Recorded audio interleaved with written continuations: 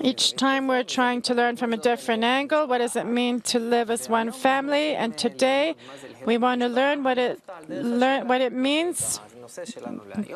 Our subject today is Sodom and Amorá. This represents a society that lives exactly the opposite.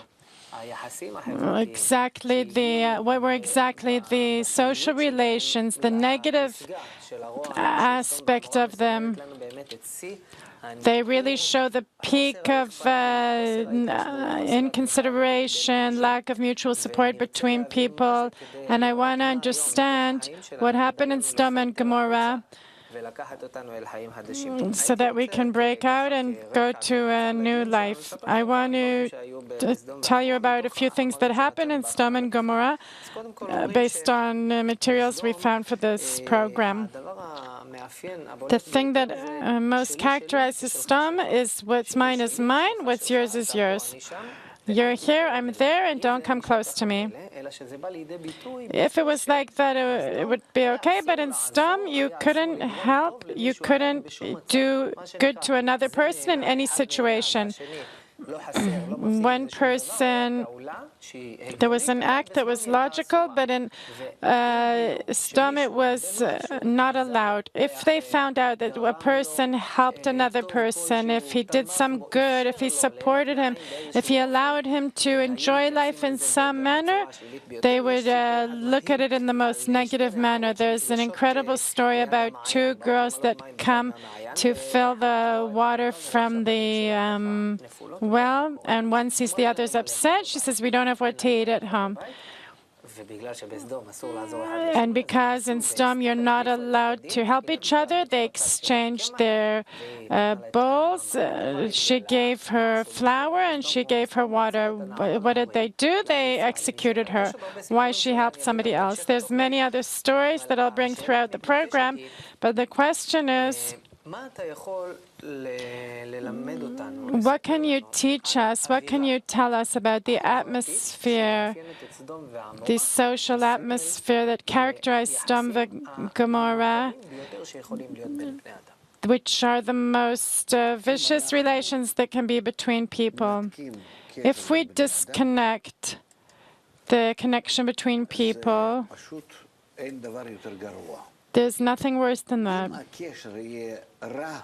If the connection is bad, which is not allowed in Sodom, you're also not allowed to do bad to a person. You're not allowed to do good to a person. There's total disconnection. There's nothing worse than that, because bad will be revealed as something that's insufferable. And it also has to do with who gave and who took and the person it's done to. And at the end of the day, it brings people to a connection. Like after a war, there's war, there's agreements, there's peace, like there always is between people. We see that the journey to correction is always includes all kinds of acts like this or like that, but it always comes down to a connection. They even say that people run into each other. It's like this or like that, but that all actually renews and deepens the connection. They get into each other's lives. That brings an improvement of the system, either in a good way or not such a good way, but it improves the system at the end of the day. And Sodom is a dead situation. Therefore, they talk about the salt that Lot's wife became, a pillar of salt, that a thing like this you can't do anything with except to transform it. That you can't do anything with this situation if there's no connection between people. That's the worst situation. So we see that since then and onward, the world starts to advance. Even though there's a bad connection between people in most cases, but it's still its development. The situation of Sodom is no development. It's an opposition. opposition to the system, the general system that's integral, global, where everything is connected to each thing in a total way. And then humanity also, at the end of the day, has to develop to that same state, to that same form, where everyone's connected to each other in a manner that there's no such thing that you discover that if I do something, of course it impacts everyone, and that's how everyone impacts everyone. According to our development toward nature, each time we're developing to a form where we're more and more connected. We're discovering ourselves more and more connected. Therefore, Sodom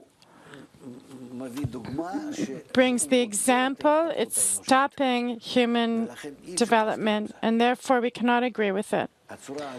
This form is the worst form of development, because even in a bad form we can't develop toward balance with nature. This is Sodom. Therefore, this thing does not exist. There's an entire philosophy that if I actually see that my nature is bad, and that what I do at the end of the day I'm causing bad to everyone, let's organize things that we don't cause anything to the other person. We don't cause anything to the other person, not good and not bad. But rather, I'm doing my thing, you're doing your thing, and there's complete disconnection between us. That's apparently the best thing. If we can't use our nature as good, let's not use it at all. Because why do we need to go for bad? There's some kind of very clear mistake, sort of. Let's separate people, and that's it.